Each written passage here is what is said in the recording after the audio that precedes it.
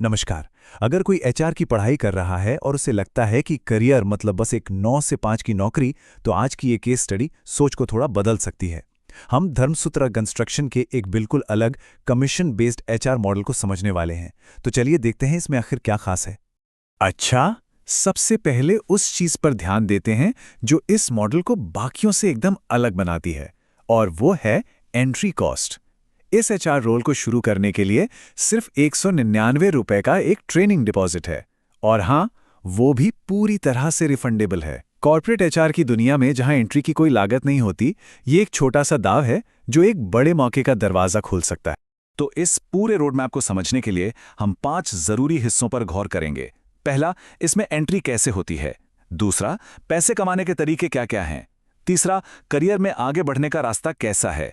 चौथा, 5 साल बाद कोई खुद को कहां देख सकता है। और आखिर में, इस सफर में कंपनी से सपोर्ट क्या मिलता है। तो पहला पड़ाव है एंट्री पॉइंट। देखिए, ये मॉडल उन लोगों के लिए बनाया गया है जो एचआर में करियर तो चाहते हैं, लेकिन अपनी शर्तों पर। यहाँ कम से कम इन्वेस्टमेंट, घर से काम करने की फ्लेक्सिबिलिटी और पूरी ट्रेनिंग का वादा है, जो कि एक टिपिकल एचआर रोल से काफ़ी अलग है। अब जरा एक एचआर स्टूडेंट के नज़रिए से सोचते हैं। एक तरफ है ट्रेडिशनल नौकरी, कोई शुरुआती लागत नहीं, घंटे फिक्स्ड और सैलरी भी फिक्स्ड। और दूसरी तरफ है ये मॉडल, एक छोटा सा रिफंडेबल डिपॉजिट, अपने हिसाब से काम करने की आज़ादी और कमाई पूरी तरह से मेहनत पर आधारित। तो ये रिस्क और रिवॉर्ड के बीच एक काफ़ी दिलचस्प बैलेंस बनाता है। किसी भी करियर में सबसे बड़ा सवाल तो यही होता है, भाई कमाई कैसे होगी।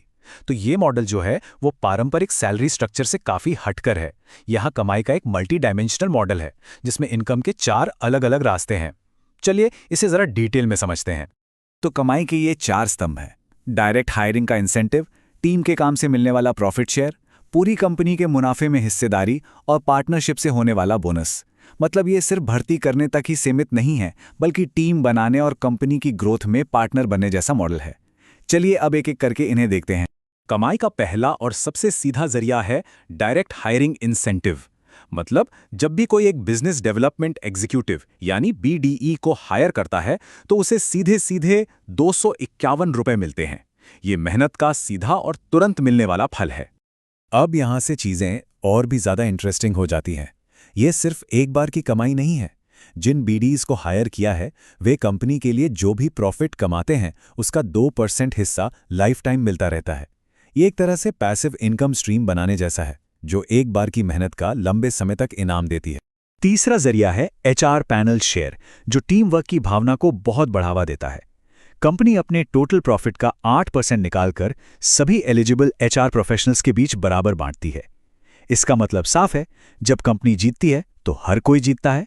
ये पर्सनल परफॉर्मेंस से आगे बढ़कर कलेक्टिव सक्सेस पर जोर देता है। अच्छी कमाई के साथ साथ करियर में आगे बढ़ने का एक साफ रास्ता भी होना चाहिए। तो ये मॉडल एक 9 लेवल के प्रमोशन सिस्टम पर आधारित है, जहां किसी की तरक्की सीधे तौर पर उसकी टीम के साइज और उसके परफॉर्मेंस से जुड़ी होती है। तो ये है वो प्रमोशन की सीढ़ी, और इसके नाम भी काफी दिलचस्प हैं। नवरात्रि की देवियों पर आधारित। शैलपुत्री यानी लेवल 1 से शुरुआत होती है, जहां महीने की कमाई का अंदाजा 5 से 10,000 रुपए है।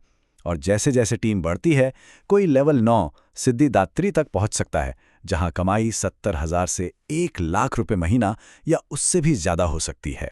तो ठीक है, लॉन्ग टर्म में ये करियर कैसा दिखता है। कंपनी ने टीम की ग्रोथ के आधार पर 5 साल का एक अनुमानित रोडमैप तैयार किया है। इससे यह समझने में मदद मिलती है कि इस रास्ते पर चलकर कोई फाइनेंशियली कहां तक पहुंच सकता है। जरा इस टाइमलाइन को देखें। पहले साल में कोई लगभग 20 बीडीज की टीम बनाता है और महीने के करीब 20,000 रुपए कमाता है।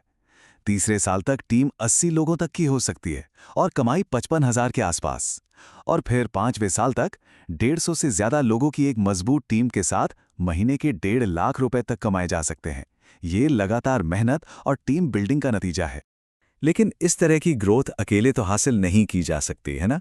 इसके लिए एक मजबूत सपोर्ट सिस्टम की जरूरत होती है। तो सवाल ये है कि कंपनी सफलता के लिए क्या साधन और लीडरशिप देती है। कंपनी सफल बनाने के लिए कई प्रैक्टिकल टूल्स देती है, जैसे काम को मैनेज करने के लिए एक एचआर पोर्टल है, सही तरीके से बात करने के लिए ट्रेनिंग मैनुअल और स्क्रिप्ट्स हैं, और अगर कोई कहीं फंस जाए तो मदद के लिए एक डेडिकेटेड हेल्पलाइन भी है। साथ ही वीकली मीटिंग्स और मार्केटिंग मटेरियल ये पक्का करते हैं कि सब सही रास्ते पर रहें। देखिए, सिर्फ सिस्टम ही नहीं बल्कि लीडरशिप का अंदाज भी बहुत मायने रखता है। स्रोत सामग्री में सीईओ दीपू महतो को एम्प्लॉय फ्रेंडली बताया गया है, जो सबकी सुनते हैं और अपनी टीम के साथ खड़े रहते हैं। ये दिखाता है कि कंपनी का कल्चर ऊपर से नीचे तक काफ़ी सपोर्टिव है।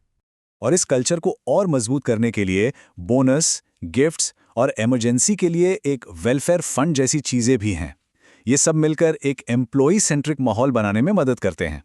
तो इस पूरे विश्लेषण के बाद एक बड़ा सवाल खड़ा होता है, खासकर एचआर के स्टूडेंट्स के लिए। क्या ये एक पारंपरिक एचआर रिक्रूटमेंट की भूमिका है या ये बिजनेस डेवलपमेंट और एंटरप्रेन्योरशिप का एक मिला-जुला रूप है? ये मॉडल एचआर की पारंपरिक परिभाषा को चैलेंज करता है। अब सोचने वाली बात यह है कि क्या मानव संसाधन का भविष्य ऐसे ही हाइब्रिड रोल्स में है?